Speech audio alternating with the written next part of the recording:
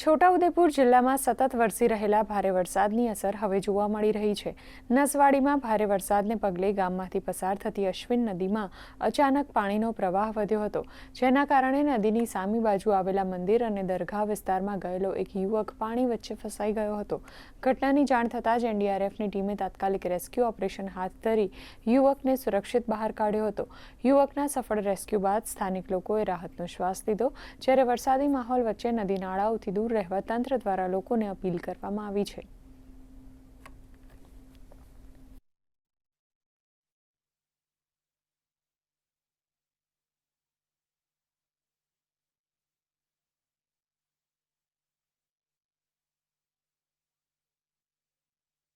यहाँ के कलेक्टर महोदय के द्वारा हमें बताया गया कि नसवाड़ी गांव में एक व्यक्ति फंसा हुआ है, उसको तुरंत रेस्क्यू करने की जरूरत है। तो हमारी टीम उदी से तुरंत नसवाड़ी के लिए मार्च कर रही, जो करीबन 30 किलोमीटर दूरी पे।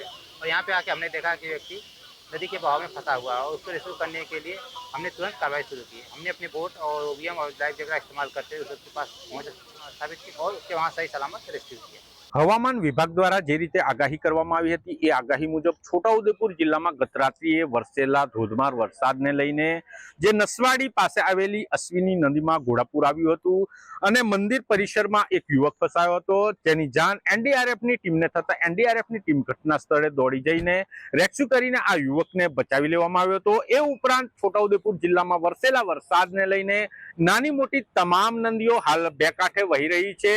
तंत्र पण एलर्ट थयुं छे अने नीचाणवाड़ा विस्तारोमां वसता लोकोने पण एलर्ट करवामां आव्या छे। छोटाउदेपुर नुं जनजीवन छे ते आजे अस्तव्यस्त थवा पाम्युं छे। राजेश राठवा, दूरदर्शन समाचार, छोटाउदेपुर।